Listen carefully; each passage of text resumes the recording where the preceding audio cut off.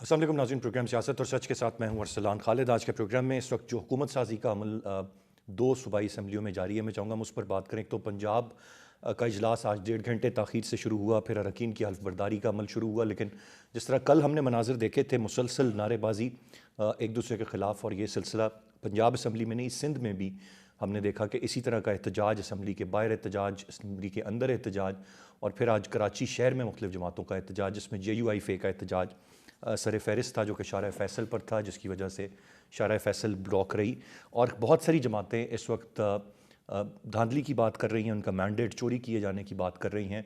और सिंध में JUIFA नहीं, GDA का भी इस हवाले से ख़ासा गिला है। इस सब में हम देख रहे हैं कि हुकूमत साजी का अमल आगे बढ़ रहा है। पंजाब में ये अमल मुकम्मल होगा, सिंध में ये अमल मुकम्मल हो जाएगा, फिर बात वफाक और दीगर सूबाई असम्बलियों तक भी आएगी। लेकिन इस वक्त जो तहफ़्फ़ुज़ात, एतराज़ात हैं, वो मैंडेट के चोरी के, आम इंतख़ाबात में धांधली के, ये वो चीज़ें हैं जो इस वक्त हमारे सामने हैं। और ये एहतजाज मुसलसल फ़ेस करना पड़ेगा। पंजाब में जब मरीम नवाज़ साहिबा पंजाब की वज़ीर आला बनती हैं तो उनको भी एक तगड़ी अपोजिशन मिलेगी जो मुसलसल सरापा एहतजाज रहेगी। और सिंध में भी कुछ सूरत हाल ज़्यादा मुख्तलिफ नहीं होगी। असम्बली में अगर ज़्यादा नहीं तो असम्बली के बाहर और मुख्तलिफ़ जगहों पर ये एहतजाज अगर जारी रहते हैं, तो ऐसे में फ़ंक्शन करना, डिलीवर करना और तमाम तर चैलेंजेस को डील करना इन हुकूमतों के लिए कितना बड़ा एक चैलेंज होगा। मैं चाहूँगा आज के प्रोग्राम में हम तफसील से सारे मामले पर बात करें। और फिर हाल ही में जो पाकिस्तान तहरीक-ए-इंसाफ के बानी हैं, उनकी जानिब से IMF को एक लिखे गए ख़त की बड़ी बातचीत होती रही, और फिर अब उस ख़त के मतन को सामने लाने का भी ऐलान किया जा रहा है कि वो ख़त लिखा क्या गया है। उस पर कहा गया, मुख्तलिफ तनकीद थी जो कि पीपल्स पार्टी PMLN की जानिब से की गई, और मुल्क दुश्मनी करार दिया गया IMF को ये ख़त लिखने को। लेकिन यकीनन पाकिस्तान तहरीक-ए-इंसाफ के जो आज़ाद अरकान हैं और बतौर जमात उनका भी एक बड़ा गिला है, और वो अपनी सीट्स की तादाद डबल के करीब बताते हैं, और कहा जा रहा है कि उनको आधी सीट्स दी गई। मैं चाहूँगा तफसील से जो इस वक्त के चैलेंजेस हैं नई आने वाली, चाहे वो सूबाई सतह की हुकूमतें हों या वफाक की हुकूमत हो, उस पर हम बात करें। और फिर ये जो एक पूरी की पूरी इक्वेशन बनी है, और फिर जिसमें ये स्टेटमेंट्स भी आ रहे हैं कि सियासी तौर पर बोझ उठाने के लिए भी कोई तैयार नहीं है, और ये ज़िम्मेदारी वफाक में PMLN के कंधों पर है, तो उनके लिए कितना बड़ा चैलेंज रहे। मैं चाहूँगा तफसील से सारे मामले पर हम बात करें। गेस्ट पार्टिसिपेंट्स का तारुफ कराता चलूँ। प्रोग्राम में ज्वाइन कर रहे हैं नासिर बेग चुगताई साहब, सीनियर जर्नलिस्ट एनालिस्ट हैं। ज़ुनैरा अज़हर साहिबा हमारे साथ प्रोग्राम में मौजूद हैं, आप भी सीनियर जर्नलिस्ट और एनालिस्ट हैं। नौशाद अली साहब हमें प्रोग्राम में ज्वाइन कर रहे हैं, सीनियर जर्नलिस्ट और एनालिस्ट हैं। वेलकम कहूँगा तीनों मौजूद मेहमानों को। बेग साहब, गुफ्तगू का आगाज़ आपसे करते हुए कैसे देख रहे हैं सर ये जो तकमील है इस वक्त, सिंध के भी मामलात आज सारा दिन हमारे सामने रहे, पंजाब का मामला भी हमारे सामने है, कितना ये चैलेंजिंग रहेगा जब इतने सख्त तहफ़्फ़ुज़ात एक से ज़ायद जमातों के होंगे, पंजाब में एक तगड़ी अपोजिशन मिलेगी और सिंध में भी धांधली की बातें हैं। ऐसे में हुकूमत चलाना, चैलेंजेस को डील करना कितना बड़ा फिर टास्क रहेगा आने वाली गवर्नमेंट्स के लिए? Arsalan, thank you. अपोजिशन तो तगड़ी होनी चाहिए, और अफसोस की बात है सिंध में तगड़ी अपोजिशन नहीं है। सिंध में जो भी अपोजिशन है वो आपके सामने है, 36 + 13। 36 जो है वो MKM के और 13 PTI प्लस के, और वो फाइट नहीं दे पा रहे जो उनको देनी चाहिए। आप ऐवान से बाहर नारों की बात कर रहे हैं, वो फजूल है मेरे लिए। फिजल आउट हो गए हैं, वो ख़त्म हो गए, मुंतशिर हो गए वो, और वो ज़्यादा अरसे नहीं चल पाएंगे इस तरह के। वो दौर नहीं रहा कि जब आप हुजूम लाया करते थे। आज तो हुजूम भी नहीं था, आज तो 10-10 लोग थे जो सड़कों पे खड़े हुए थे, और वो खड़ा होकर 10 आदमी अगर आप 5 गाड़ियां रोक दें शारा फैसल पर, तो पीछे 500 गाड़ी रुक जाती है। ये राइट। साइंस है, नई साइंस है। और बहुत स्वीटली पीपल्स पार्टी अपने आप को बनवा के इंतखाब का, और जल्दी में नहीं है वो।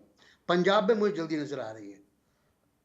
पंजाब में सिप्तैन खान साहब ने बहुत अच्छी तरह प्रिजाइड किया है असम्बली को, और बहुत खूबसूरत तरीके से प्रिजाइड किया है, इन तमाम इल्ज़ाम के बावजूद कि इंतखाबात में धांधली हुई, और बहुत डट के धांधली हुई।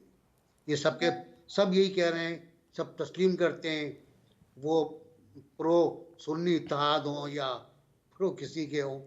ये बात ज़बान ज़द आम है कि इंतखाबात चोरी हुए, जी। जैसे पहले चोरी हुए, जैसे उससे पहले चोरी हुए, ये सबको पता है। लेकिन आज जिस तरह उन्होंने प्रिजाइड किया है सप्तान ने, उनको मैं तारीफ करूंगा, क्योंकि वो कासिम सूरी नहीं बनना चाह रहे थे। उनसे कहा गया कि जी आज इंतखाबात ना कराएं स्पीकर के, तो उन्होंने कहा नहीं, मैं नहीं चाहता मुझे कोई ये कहे कि मैं इंतखाबात कराए बगैर चला गया। तो जाहिर सी बात है, उनके सामने सुप्रीम कोर्ट के कुछ फैसले थे। फिर मलिक अहमद साहब ने भी बताया उनको कि 108 क्या कहता है, और चुनाचे इंतखाब हो रहा है। और मुझे ये लग रहा है आज बॉडी लैंग्वेज से लग रहा है, मुमकिन है मैं गलत हूँ, कि जी। शायद 12:01 पर चीफ मिनिस्टर का इंतखाब भी हो जाएगा, मेरे अंदाजे के मुताबिक। राइट। मुमकिन है गलत खबर कि चीफ मिनिस्टर का भी इंतखाब हो जाएगा और स्पीकर साहब उनसे हल्फ ले लेंगे, जो भी हो बहरहाल। लेकिन जल्दी में वो भी हैं, सिंध वाले जल्दी में नहीं है, वो आराम से अपना काम कर रहे हैं। 28 तारीख को खुदा का शुक्र है कि गवर्नर साहब को ख्याल आ गया कि पेशावर असम्बली का इजलास बुला लिया उन्होंने 28 को, 11 बजे वहाँ हल्फ होगा। बलूचिस्तान का पता है आपको।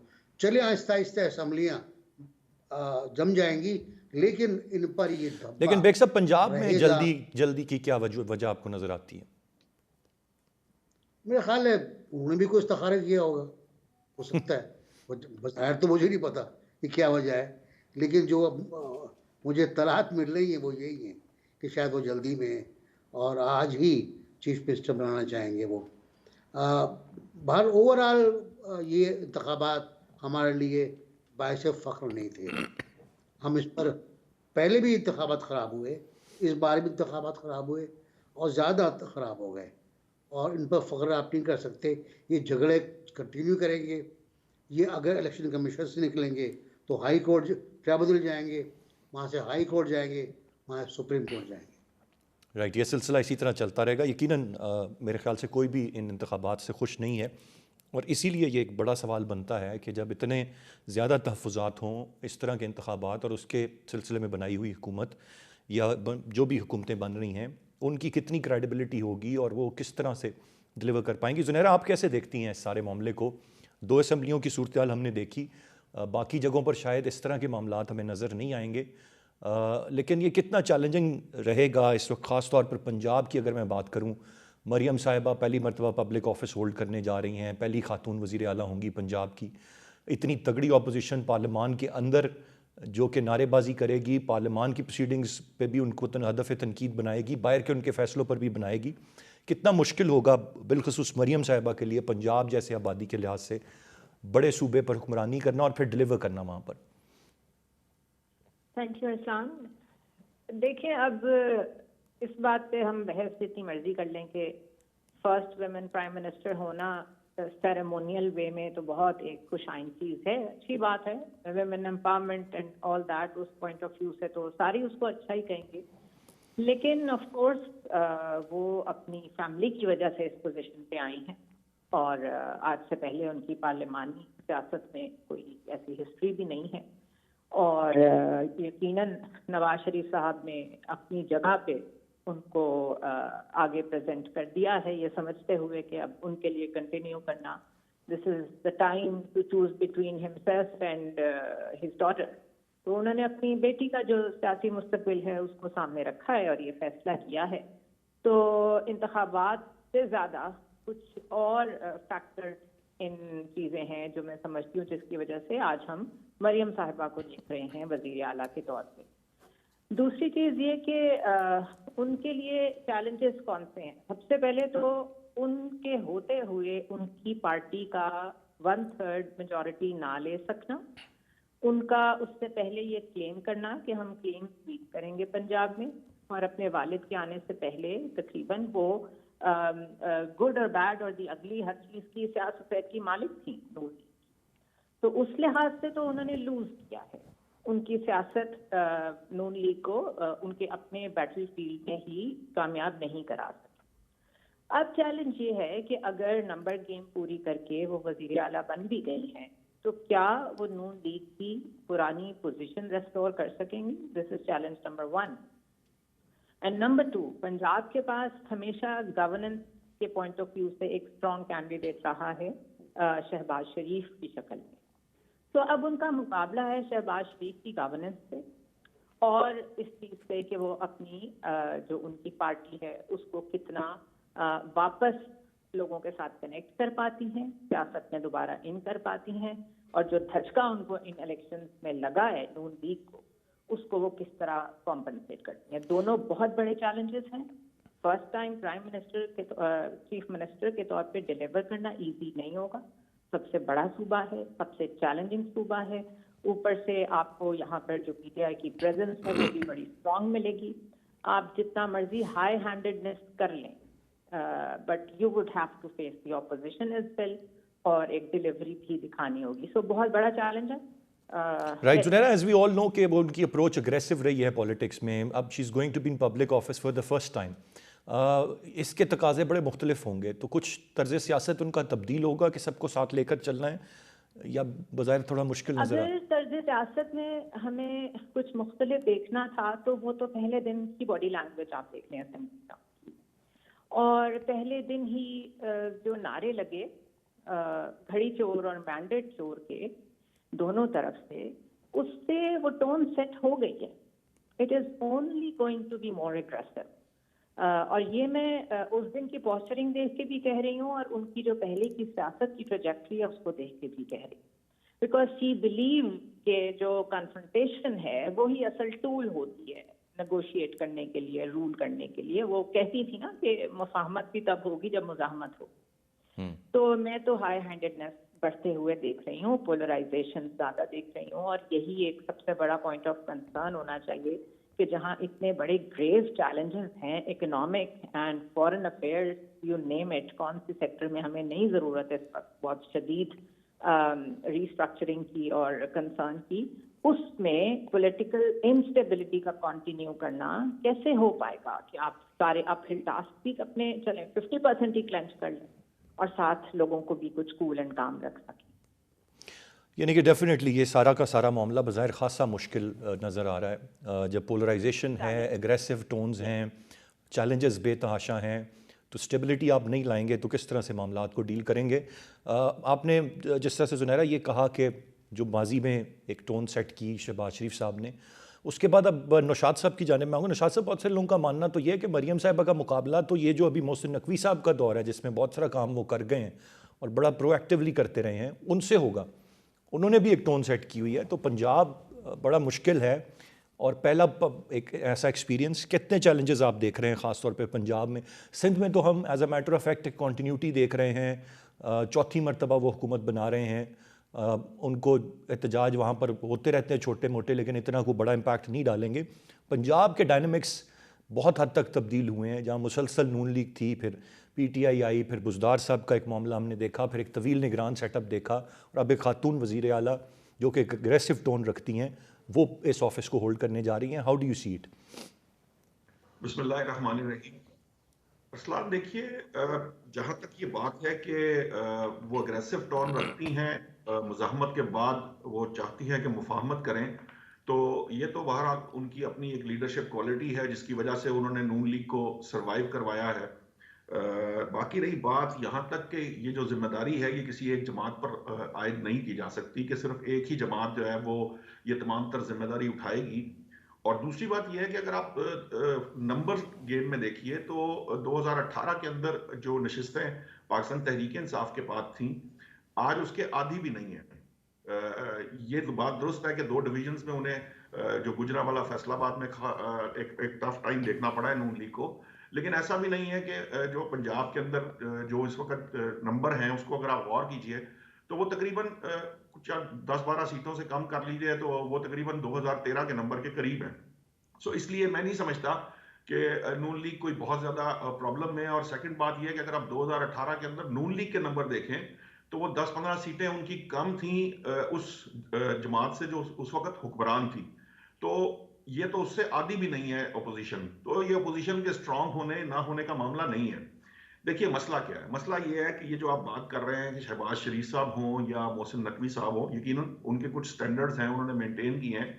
मैं ज़ाती तौर पर ये समझता हूं कि किसी के साथ मुकाबला नहीं किया जाना चाहिए अनटिल एंड अनलेस कि ये जब तक वो कोई आप 6 माह बाद, 1 साल बाद या 2 साल बाद आप किसी कारकर्दगी का जायजा ना ले रहे हों।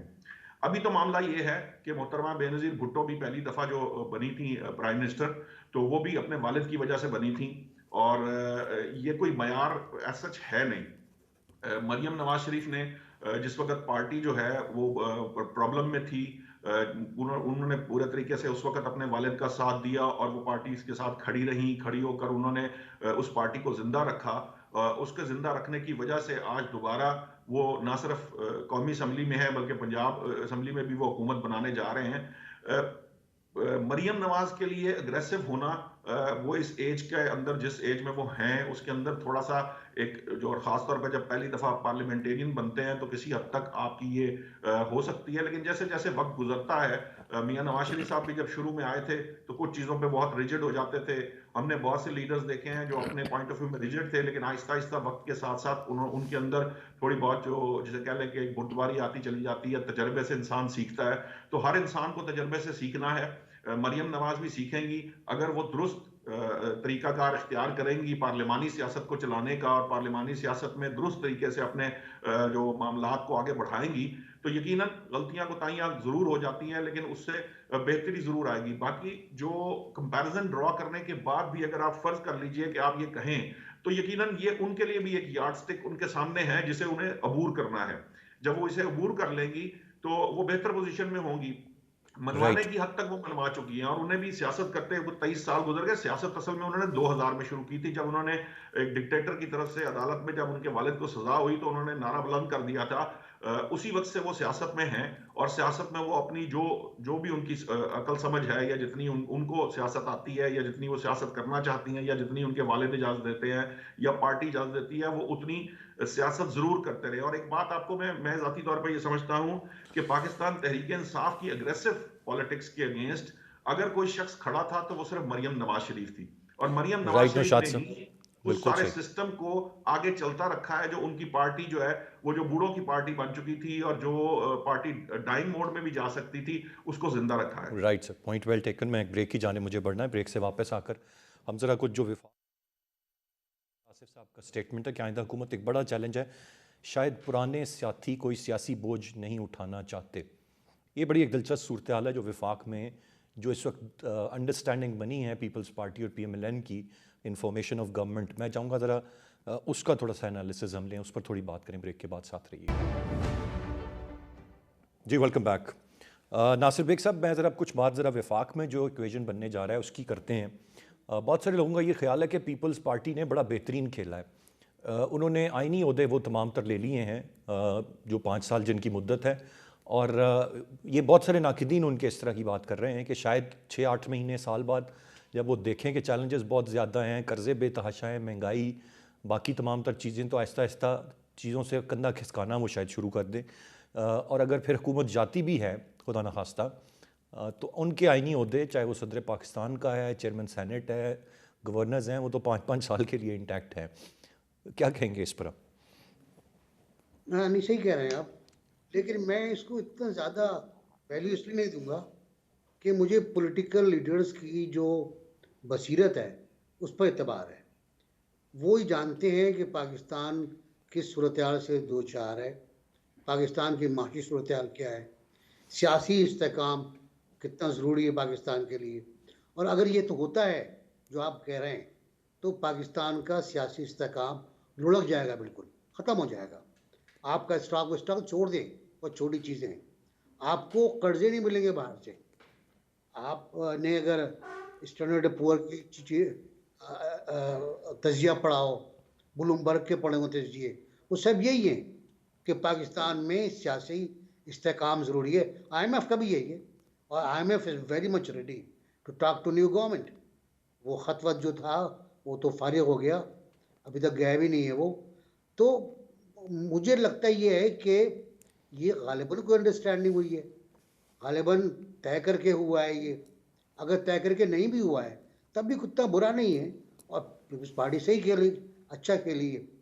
पीपल्स पार्टी के लिए ज़रूरी ये होगा कि वो इसको साथ लेके चले, इस इत्तेहाद को, ताकि उस पर कोई दबा अगर छोड़ती पीपल्स पार्टी, तो देखिए इंडिया में होता है, एक बार वाजपेयी साहब की अक़लियती हुकूमत थी और उसको लोग सपोर्ट कर रहे थे। जो सपोर्ट कर रहे थे उन्होंने सपोर्ट वापस ले ली, वाजपेयी साहब ने इस्तीफा दे दिया। रिजल्ट क्या हुआ कि जिन्होंने सपोर्ट वापस ली वो अपने अपने इलाकों में जाके हार गए, इंतखाबात हार गए, वो ट्रस्ट लूज कर गए अवाम का। तो ये भी हो सकता है। फिर अच्छा, उसके लेकिन बेग बाद ये भी हो साहब सकता वो ये बेशक अपनी सपोर्ट अगर ये बरकरार भी रखते हैं तो as a matter of fact they not going to be the part of cabinet, काबीना का हिस्सा नहीं है, तो फिर ज़ाहिर है जिम्मेदारी भी ये नहीं लेंगे और कहीं ना कहीं हल्की फुल्की तनकीद भी करते रहेंगे और लोगों का भी जो गिला शिकवा आएगा या चीखें निकलेंगी वो भी इन्हीं की तरफ, इन्हीं को बुरा भला कहेंगे, पीएमएलएन को जो कि लीड कर रही होगी, या शहबाज शरीफ साहब को अकाउंटेबल करेंगे, ना कि बिलावल साहब को या किसी और को कर रहे होंगे।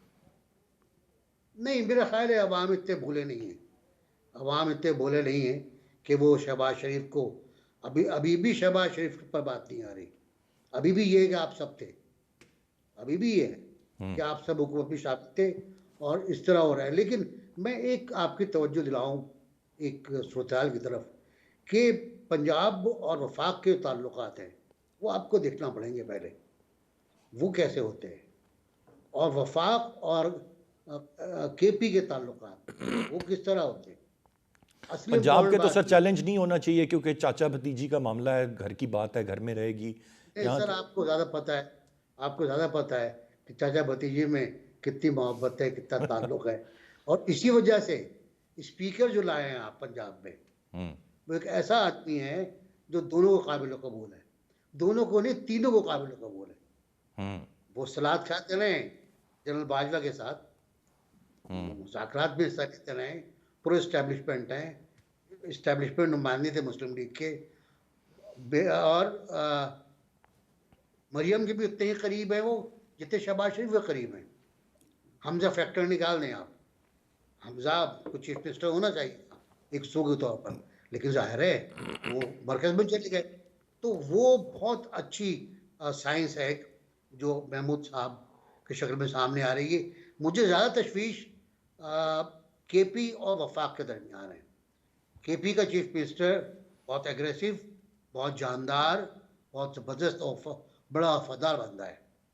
वो यकीनी तौर पर हर्डल्स पैदा करेगा, वो आपसे अपना हिस्सा मांगेगा, वो एनएफसी अवार्ड आपसे मांगेगा, डट के मांगेगा वो। तो वो मसाइल हैं।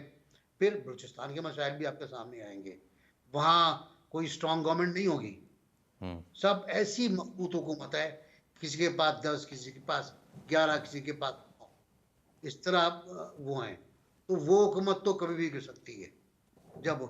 तो ये ओवरऑल जो है एक कौमी मसला है, एक कौमी शक्ल आपके सामने आनी है, बन के आनी है, और इसका रास्ता ये है कि तमाम लोग अपने अपने दायरे में करें, 360 में ना घूमें, दायरों में ना घूमें, अपने अपने खत्ते में काम करें, अपने अपने हल्के में काम करें, और अपने अपने सूबे को लोकल बॉडी सिस्टम है वो दें और ट्रिकल डाउन करें इख्तियारात नीचे। तो फिर मसाइल आपके बहुत बेहतर हल होंगे। और पंजाब का मसला भी यही है कि नीचे तक मसाइल नहीं हो रहा है, हमारा भी यही है, केपी का भी यही है, बलूचिस्तान का भी यही है। नौशाद साहब की जानिब में आऊँगा, फिर चुनैरा साहिबा की जानिब जाता हूँ। नौशाद साहब, आप कैसे देख रहे हैं वफाक के चैलेंजेस, और क्या पूरी की पूरी जिम्मेदारी, जिस तरह से बेग साहब ने कहा कि ऐसा नहीं है, और यकीनन अवाम अब बड़े समझदार हैं, वो समझते हैं, लेकिन फिर भी एक दलील देने को, तो ये जो पीडीएम की हुकूमत थी उसमें भी बिलावल साहब अपनी कैंपेन में कुछ ना कुछ तो कहते रहे, अपने वोटर सपोर्टर को बताते रहे ना कि जी ना हमारे पास वजारतें वो थी, ना हमारे पास फैसला। अब तो उन्होंने और ज़्यादा स्मार्ट मूव कि जी हम not going to be part of cabinet, हम काबीना का हिस्सा ही नहीं है, फैसले आपके हैं, जो भी कर रहे हैं आप उसके लिए जवाब दे होंगे, तो अब तो ज़्यादा आसान होगा टू गेट अवे। कैसे देखते हैं आप वफाक की सूरत हाल को? देखिए, हम तो एनबीसी कहते हैं क्योंकि हम लोग जो इलेक्ट्रॉनिक मीडिया के लोग हैं वो बेग साहब को याद करते हैं एनबीसी से। तो बेग साहब की बात से मैं, हाँ, हमारे साथजा में है। तो बेसिकली देखिए कि जो बेग साहब ने कहा है ये बात तकरीबन सारी बात ही दुरुस्त है। असल मामला सिर्फ विफाक के साथ केपीके के साथ पेश आएगा, बाकी कोई इतना मामला नहीं है। दूसरी बात यह है कि पीपल्स पार्टी आईनी और कानूनी मामलात के अंदर खासी मैच्योरिटी रखती है। और तीसरी बात यह है कि मुझे ये लगता है कि पीडीएम के तजर्बे के बाद ये तय किया गया कि ड्राइविंग सीट पे कौन होगा, और ये हम सब के लिए भी बेहतर है कि हम क्लैरिटी के साथ ये बात करेंगे कि अगर नून लीग ने ड्राइविंग सीट संभाली है तो नून लीग को जवाबदेह होना चाहिए। अगर पीपल्स पार्टी का कोई उसमें हिस्सा नहीं है तो पीपल्स पार्टी से जवाब लेने की कोई शायद जरूरत भी नहीं होगी। पीडीएम की जो सदारत थी वो मौलाना साहब के पास थी। मौलाना अब इस इत्तेहाद का हिस्सा ही नहीं है।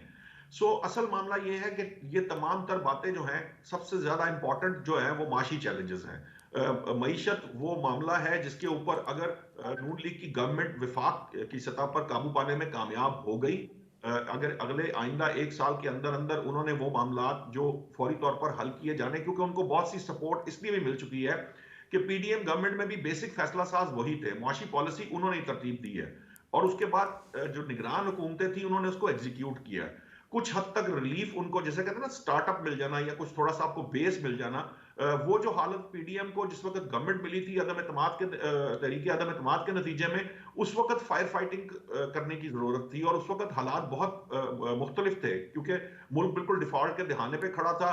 आपके सामने बहुत बड़े बड़े चैलेंजेस थे, पहाड़ जैसे सख्त फैसले करने थे, वो तमाम फैसले लिए जा चुके हैं। अब कुछ अर्सा उन पे एग्जीक्यूशन भी हो चुकी है और कुछ ना कुछ जो मईशत के कुछ इशारिये मस्बत भी हैं, उसकी उसकी जो डायरेक्शन है वो भी किसी हद तक दुरुस्त है। अब मामला सिर्फ ये है कि आपने वो फिजिकल स्पेस पैदा करनी है जिसके जरिए आवाम को आप रिलीफ दे सकें, जो इन इन टफ जो आपके डिसीजंस थे उनकी उनकी वजह से वो पिस चुके हैं। और जो महंगाई है वो एक ऐसा टास्क है जिसको कुछ वक्त लगेगा, लेकिन कुछ वक्त के बाद अगर जो मुंतखब हुकूमत होती है वो बहुत सी ऐसी पॉलिसीज डिजाइन कर सकती है। खास तौर पर गवर्नेंस के मामलात ऐसे हैं, अगर सिर्फ गवर्नेंस पर ही तवज्जो दे दी जाए सूबों में भी और विफाक में भी, तो कुछ ना कुछ रिलीफ जो है वो मिल सकता है। रमजान की आमद है और रमजान में आपको पता है आपको ये दिए जाते हैं, रिलीफ पैकेजेस दिए जाते हैं जिस पर कोई बहुत ज्यादा आर्गुमेंट नहीं होता। यहां से ये मामला शुरू भी किया जा सकता है और आवाम को थोड़ा सा ईज मिल सकता है। लेकिन जो मैक्रो इकोनॉमिक सिस्टम है या पॉलिसीज है वो जिस तरह से चल रही हैं इसी तरह से चलती रहेंगी। सबसे ज्यादा जो बड़ा चैलेंज है वो इन्वेस्टमेंट लाना है और इन्वेस्टमेंट लाए बगैर आप अपनी किटी को इतना बड़ा नहीं कर सकते या मईशत के हजम को इतना बड़ा नहीं कर सकते कि उसके अगेंस्ट जो आपने कर्ज ले रखा है उनकी इंस्टॉलमेंट जो है वो आपको आसान लगने लगे। सबसे बड़ा जो चैलेंज है वो मईशत का रहेगा। मुझे नहीं लगता कि विफाक में पीपल्स पार्टी जो है वो नून लीग के लिए कोई मसला क्रिएट करेगी। चूंकि वो नून लीग मसला क्रिएट नहीं करेगी तो बाहर तो एक जमात जरूर ये काम करती है, क्योंकि अग्रेसिव पॉलिटिक्स करती है या पॉपुलर पॉलिटिक्स करती है, वो करती रहेगी जो भी उसके बस में आएगा, चाहे वो खबर बनाने के लिए राइट नौशाद साहब, आपका पॉइंट आ गया। मैं ज़रा जुनैरा साहिबा की जानिब बढ़ूंगा। जुनैरा साहब, हम सूबों की बात हमने कर ली, अब ज़रा कुछ बात हम कर रहे थे विफाक की इक्वेशन की, जिसमें पीपल्स पार्टी आइनी ओहदे, चेयरमैन सेनेट, सदर पाकिस्तान 5-5 साल वाले लेके काबीना का हिस्सा नहीं बन रहे। तो बहुत सारे लोगों का मानना है it's a very smart move from them. विफाक में क्या इक्वेशन आप बनती हुई देख रही हैं? क्या सारा मलबा PMLN पर होगा, सारा प्रेशर PMLN पर होगा, या पीपल्स पार्टी के लोगों पर भी ये प्रेशर होगा? एक तो मुझे इस पर राय देते हैं, साथ साथ नवाज शरीफ साहब का कोई रोल आप देख रही हैं बैक एंड से? वो गाइड कर रहे होंगे, बता रहे होंगे, या वो वापस लंदन जाएंगे एवन फील्ड में आराम सुकून से वहाँ पर अपना वक्त गुजारें? देखें, एक उनको इमोशनल सपोर्ट की ज़रूरत तो है इस एज में। उनकी आपको पता है उनकी वाइफ की डेथ हुई, उन्होंने 3-4 साल एग्जाइल में गुजारे हैं। वो इट्स सेल्फ एक ट्रॉमा होता है और रिगार्डलेस ऑफ द पॉलिटिक्स आपको एक अपनी बेटी की या किसी इमीडिएट फैमिली मेम्बर की सपोर्ट तो चाहिए होती है। But now Maryam being in the CM position, वो कितनी सपोर्ट दे सकेंगी अब इररेलेवेंट हो गई है। अब तो शायद उन्हें अपने वालिद की हेल्प की ज़्यादा जरूरत है, तो शायद वो आते जाते रहें। लेकिन मुझे उनका किरदार इससे ज़्यादा नज़र नहीं आ रहा कि वो जितना गाइड कर सकेंगे वो अपनी बेटी को करेंगे। शहबाज शरीफ हैज़ हिज ओन माइंड। वो जब एक दफ़ा पोजीशन पे आप बैठ जाते हैं तो उन्होंने जितना अपने भाई के लिए करना था वो कर दिया। आई थिंक अब here on the story is going to be different. जहाँ तक आप पीपल्स पार्टी की स्मार्ट मूव की बात कर रहे हैं, मैं तो ये चीज़ें सुन के I have actually given up on it कि हम इन लोगों की ऐसी मूव्स को, जिन्होंने इस मुल्क को यहाँ तक पहुँचाया है, हम स्मार्ट कहते रहते हैं और हम इनको कहते रहते हैं कि एक जरदारी सब पे भारी, और क्या मूव की है। while the people are suffering, while the country is going nowhere, आप आईनी ओहदे रख के क्या एक जमात को हॉस्टेज बना के रखना चाहते हैं? आपने पहले भी इनको देखा, ये 16 महीने हिस्सा भी रहे पीडीएम गवर्नमेंट का और साथ उनको डिफोन भी करते रहे। उसके बाद आपने इलेक्शन कैंपेन में बिलावल भुट्टो की लैंग्वेज और पॉस्चरिंग भी की और आज वो उनके साथ बैठ के आईनी ओहदे लेने के लिए तैयार हो गए। So it is all normal, nothing has change. बिल्कुल वही रोल्स हैं सारी पार्टीज के जो वो हमेशा से निभाते आए हैं। एमक्यूएम को देख लें, वो वही प्रेशर ग्रुप वाला रोल प्ले कर रहे हैं। तो अगर तो आपने ऐसी पॉलिटिक्स ही कंटिन्यू करनी है जिसमें आप अपने नेक्स्ट इलेक्शन को फोकस कर रहे हैं, मैं बिलावल भुट्टो की बात कर रही हूँ कि एक ऐसी मूव कर जाएं इस गवर्नमेंट में जिसमें सारा जो बहुत मुश्किल टाइम है, जिसमें बहुत डिफिकल्ट डिसीजंस लेने हैं, उसमें फोर फ्रंट पे नो लीक हो और फिर हम नेक्स्ट इलेक्शन में दोबारा ये कह सकें कि हम तो थे ही नहीं कैबिनेट का हिस्सा, हम तो डिसीजन मेकिंग में थे ही नहीं, ताकि फिर आप उस इलेक्शन में एक दफा फिर अपने आप को एज अ वजीर आजम फ्लोट कर सकें। ज़रा इसलिए यही सियासत है और सारी पाकिस्तान की सियासी जमातें एक से लेकर आखिरी तक सभी मेरे ख्याल से इसी तरह ही कर रही होती हैं। मकसद तो इक़्तिदार का हसूल होता है, वज़ारत उज़्मा का मनसब होता है, वज़ीर आला का मनसब होता है, या आवाम की खिदमत का दर्द है किसी सियासी जमात या लीडर में? अगर देखा जाए तो सभी no, I don't see that happening. अगर सिर्फ एक यार्ड स्टिक इस वक्त रखी जाए कि अगर हमें ये लगना होता कि किसी को मुल्क का भी ख्याल है तो जो जहाँ से हारा था वो मान जाता कि वो हार। कुछ लोगों ने साबित किया है, उन्होंने बड़ी खुशदिली से अपनी हार तस्लीम की है, बड़ापन दिखाया है, लेकिन सबको पता है कैसे इलेक्शंस हुए हैं और उसके बावजूद वो पावर इक्वेशन में जो कर सकते हैं वो कर रहे हैं। तो this is not going to lead us anywhere. जैसे चलता रहा है मुल्क वैसे ही चलेगा, कोई बहुत हाई होप्स नहीं है।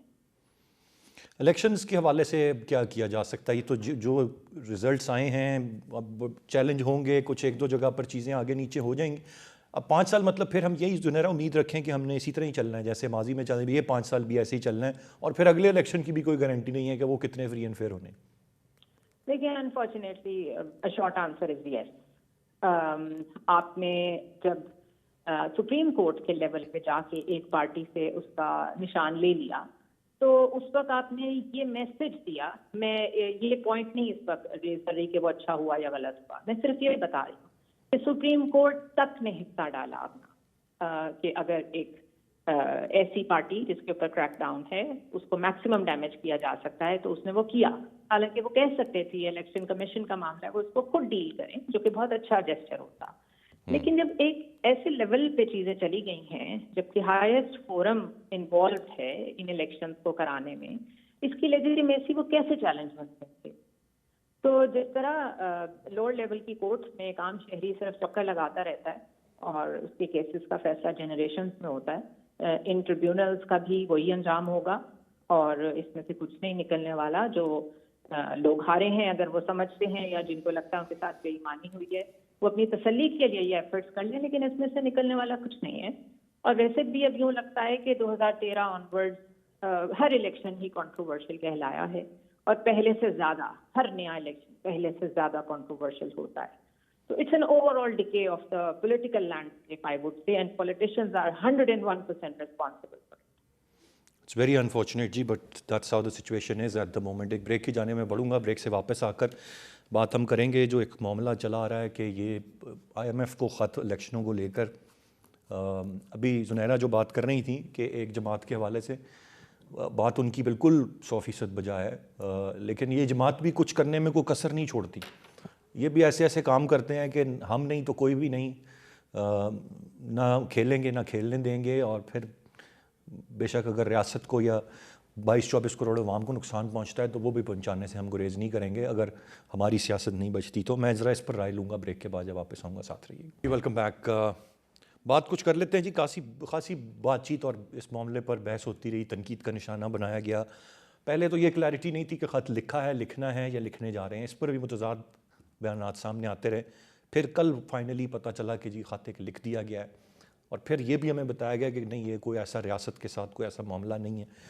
लेकिन IMF को आप ख़त लिख रहे हैं, बेग साहब ज़रा थोड़ी सी रोशनी इस पर डालिएगा। ये IMF से याद आता है मुझे कि जब इनकी हुकूमत जा रही थी और PDM ने हुकूमत बनानी थी तो ये नज़र आया, तो ये कुछ वादों से इनहराफ कर गए जो इन्होंने IMF के साथ किए हुए थे, और बहुत सारे हमें माशी माहिरीन बताते हैं कि उसकी वजह से हमने बहुत कुछ भुगता। अब ये ख़त, इसका मतन तो अभी सामने नहीं आया, क्या है इसमें, क्या उन्होंने कहा, ये आएगा, ऐलान किया है, लेकिन ये लिखना आप समझते हैं एक दुरुस्त कदम है या ये वाकई रियासत के साथ दुश्मनी है? अजलान नबके से मेरा ख्याल है इस खत पर भी इख्तलाफ हुआ है पीटीआई में, और ठीक ठाक इख्तलाफ है भी।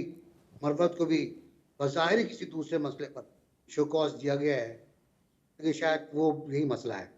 खत का मतन क्या है, इस पर बैरिस्टर गौहर, बैरिस्टर अली जफर और मरवत के दरमियान इख्तलाफ है।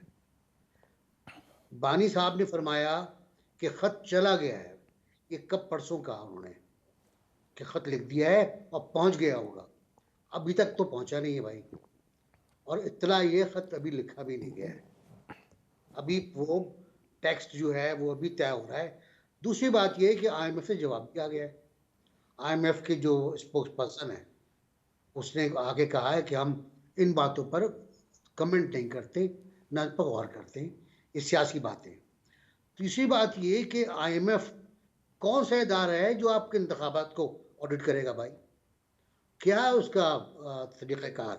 मैंने पूरा पढ़ा आईएमएफ के पास जो सिलसिले उनके इख्तियारात हैं, फ़राइज़ हैं, उनका स्कोप है, उनमें इलेक्शन ऑडिट तो कहीं पर नहीं है, उनमें फ़लस्तीन का मसला कहीं पर नहीं है, उनमें इस्तिस्फ़ा राय का मसला कहीं पर नहीं है, उनमें डेमोक्रेसी का मसला कहीं पर नहीं है, उनमें गुड गवर्नेंस का मसला है सिर्फ। और गुड गवर्नेंस किस काम के लिए? ताकि आप अपने कर्जे अदा कर सके, वापस कर सके। तो मेरे अंदाजे के मुताबिक ये ख़त एक फजूल मशक है, करने दें, दिल चाहता है करने दें और बदनाम कर दें पाकिस्तान को, कोई मसला नहीं है। पिछली बार कम नहीं हुआ था, पिछली बार तो ऑडियो लीक भी आ गया था, 2 वज़रा का और एक फेडरल मिनिस्टर का। जी क्या ऐसा कर, जी याद होगा आपको? जी तो बिल्कुल। उससे क्या हो गया? उससे ज़्यादा ये वो डिले हुआ, मुल्क की मैशत ख़राब हुई, उनकी जो किस्त मिलनी थी उसमें ताख़ीर हुई। जब ताख़ीर हुई तो हमारा बाज़ार ख़राब हुआ, हमारे कर्जे ख़राब हुए, हमारी अदायगी का मसला हो गया। तो फिर हम दौड़े भागे, आर्मी चीफ भी दौड़े भागे। एक तो बड़ा मसला ये है कि हमारे हर काम में आर्मी चीफ को आना पड़ता है, वो कर्जे लेने हो, कुछ करने हो। वो गए बेचारे, उन्होंने कोशिश करके हमें पैसे दिलवाए। अल्लाह अल्लाह करके शहबाज शरीफ ने वजारत ख़ारजा की मदद से, ये शहबाज शरीफ ऑन रिकॉर्ड है, मदद से आईएमएफ से स्टैंड बाय एग्रीमेंट किया। और लिटरली शहबाज शरीफ के अल्फाज में मैंने गिड़गिड़ा के कहा उनसे, मैंने गिड़गिड़ा के कहा कि मुझे मेरा मसला हल करें आप। तो उसके बाद वो तैयार हुई। अब वो तो मुलाकात नहीं कर रही थी, वो तो आप कह रहे हैं ज़्यादा से ज़्यादा, बेग श्रीलंका साहब आप फरमा रहे थे ज़्यादा से ज़्यादा क्या होगा, और ज़्यादा से ज़्यादा जो हुआ माजी में वो आपने गिनवा दी कि ये ज़्यादा नहीं था। मैं समझा नहीं।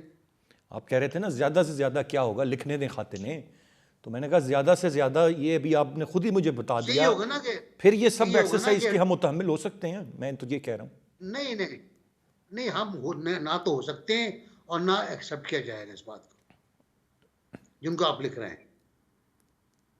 लेकिन सवाल मेरा सिर्फ ये है कि ज़रूरत क्या है उनको, जब इंटरनेशनल बॉडीज़ हैं, राइट फोरम्स हैं, वाई मुश्किल में आईएमएफ? मैं नहीं समझ सका कि आईएमएफ क्यों। मुश्किल में डालना पाकिस्तान को, ये समझे बगैर कि आईएमएफ के पास कोई इख्तियार नहीं है। लेकिन आप समझते ये समझे हैं कि एक शख्स जो कि ऑडिट कर, देखें ना, देखें पठान, आपको ऑडिट करवाना है ना, आप ईयू से कहें, आप यूएनओ से कहें, वो कर सकते हैं। लेकिन अब आपने फिर चेंज किया है उसको कि इलेक्शन का ऑडिट पाकिस्तानी इदारों से कराया जाए। तो क्यों कह रहे हैं आईएमएफ से ये बात? आप पाकिस्तानी इदारों से कहें, क्यों? खासा मसला है और मुझे अभी तक यकीन नहीं है कि खत गया है नहीं गया। ठीक, नौशाद साहब की जानिब आऊँगा मैं। नौशाद साहब, वाई आईएमएफ? ख़त लिखना है आप लिखें, ये भी बताया बेग साहब ने, इधर कह लें उधर कह लें, राइट फोरम्स हैं, इंटरनेशनल बॉडीज़ हैं, इलेक्शंस को देखने के इदारे हैं, पूरी दुनिया। आप किसी पे भी अपना कंसर्न उठाएं, उन्होंने खुद भी उठाए हैं, हर दफ़ा उठते हैं, कोई पहली नई बात। आईएमएफ क्यों सर? देखिए, आईएमएफ इसलिए कि खबर बन सके, सोशल मीडिया पे डिबेट हो सके, हम अपने जो ट्रोल्स हैं या अपने हमारे जो भी कारकुनान हैं उनको हम ऐसा एक मुझे कहते हैं ना कि शोर मचाने का फूड दे सकें, और चाहे उसके ऊपर मुल्क की बेइज्जती होती हो। देखिए, ये कोई आज की बात नहीं है, हम हमेशा से ये देखते आए हैं। आपने इंतखाबात से पहले देखा, इतना शोर था इस बात का कि जी हमारे उम्मीदवार जो हैं उनको वो फॉर्म जमा नहीं कराने दिए जा रहे। आखिर में पता चला कि सबसे ज्यादा जिस जमात ने जिन उम्मीदवारों ने फॉर्म जमा कराए हैं वो जो हैं वो पाकिस्तान तहरीक इंसाफ से ताल्लुक रखते हैं। उसके बाद 5-10% नताइज के ऊपर एक ऐसा शोर होगा पैदा किया गया कि जी हमारी तो इतनी नशिस्तें बनती थी, 180 नशिस्तें, वो पहले से बयान चंद लीडरों के पास मौजूद होता है जो वो बयानात देना शुरू कर देते हैं। और फिर उसके बाद आपने देखा कि आज हालत ये है कि 45, वो शोएब शाहीन साहब कह रहे थे मैंने ना असली फॉर्म 45 संभाल के रखे हैं, लेकिन पता नहीं वो उन्होंने इलेक्शन कमीशन को क्यों नहीं दिए, क्योंकि अगर वो दे देते तो शायद वो इस्लामाबाद की सीट शायद जीत पाते। बहरहाल चूंकि वो नहीं दिए गए, इसलिए वो फिर आपने देखा कि इस्लामाबाद की तीनों सीटें जो हैं वो उनका फैसला जो है वो दरखास्त गुजारों के अगेंस्ट हो गया। अब मामला ये है कि ये सारा कुछ होता है खबर बनाने के लिए, प्रेशर बिल्ड करने के लिए। हमारे यहाँ बदकिस्मती बन चुकी है कि हमारे यहाँ हर बंदा तजिया निगार है, हर बंदा सोशल मीडिया पे और मीडिया के ऊपर जो है वो गुफ्तगू करना चाहता है, बियॉन्ड दैट कि वो ये समझे कि सुप्रीम कोर्ट का काम क्या है, इलेक्शन कमीशन का काम क्या है। सुप्रीम कोर्ट नजरिया जरूरत के तहत फैसला दे दे तो उस पर तनकीद की जाती है कि नजरिया जरूरत के तहत दिया। अगर वो आइन और कानून के मुताबिक फैसला दे तो हम कहते हैं कि ये तकनीकी बुनियादों पर फैसला दिया गया है। वही सुप्रीम कोर्ट के सामने जो केस जाएगा, अदालत अपने सामने मौजूद केस के मेरिट के मुताबिक फैसला करती है। वो इसलिए फैसला नहीं करती कि जरूरत क्या थी या ये ऐसे होना चाहिए था या वैसे होना चाहिए था। अब इलेक्शन कमीशन ने जब पार्टी के इंट्रा पार्टी इंतखाबात का मामला हुआ, इंट्रा पार्टी इंतखाबात उन्होंने खुद से नोटिस नहीं लिया था। वो अकबर एस बाबर साहब हैं जिन्होंने जो इलेक्शन कमीशन में दरखास्त दी थी कि ये इंट्रा पार्टी इलेक्शन ठीक नहीं है। तो ये सारे मामला जो है हम अपने गिरेबानों में झांकना मुनासिब नहीं समझते। हम सक्सेस क्या है उस जमात की सक्सेस ये है कि पंजाब में वो आधी सीटें हार चुकी है, कौमी असम्बली में वो नहीं बना पाई, सिंध में उनके पास कोई सीट उस तरह की सीटें नहीं है, केपीके में धांधला करके सारी की सारी सीटें जीत चुके हैं। उसके बावजूद पूरे पाकिस्तान में जो इमेज डेवलप है वो ये है कि बाकी तमाम जमातों ने धांधली की है और जो सीटें जो है वो तहरीक इंसाफ की ले ली गई हैं। अब ये असल में सारा है प्रोपेगेंडा। राइट। वो एक जमात जो है वो प्रोपेगेंडा की मास्टर है।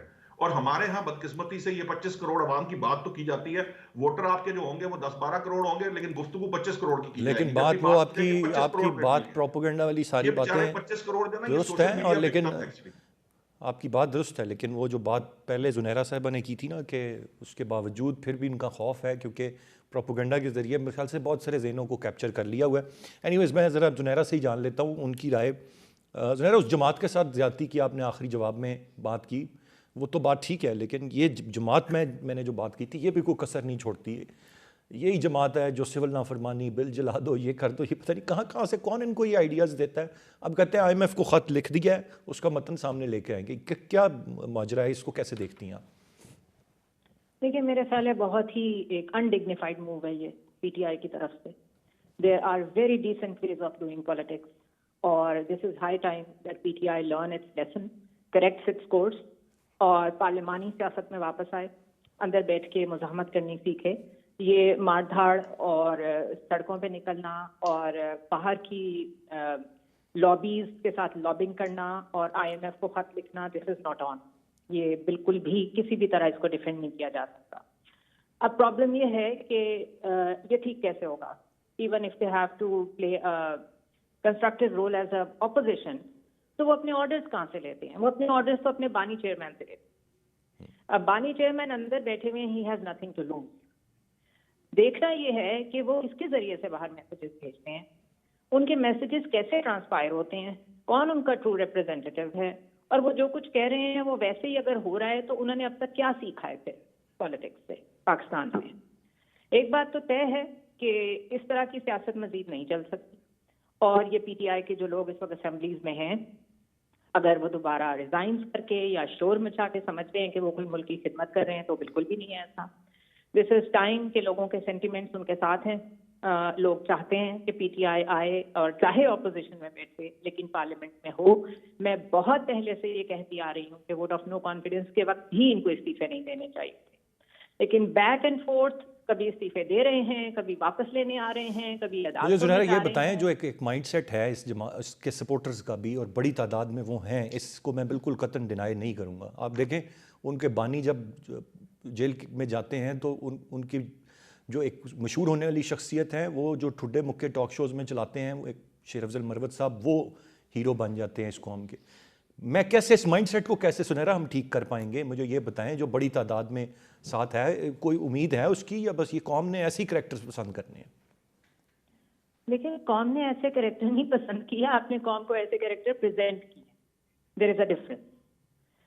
यही पॉपुलिस्ट सोच थी जो 2013 के इलेक्शन के बाद आपको कंटेनर्स पे नजर आई, आपको उसको प्रमोशन देते हुए कुव्वतें नजर आई, उसके बाद वो एक वे ऑफ लाइफ हो गया, उसके बाद सोशल मीडिया ब्रिगेड, और उसके बाद सड़कें, and then there was 9th May।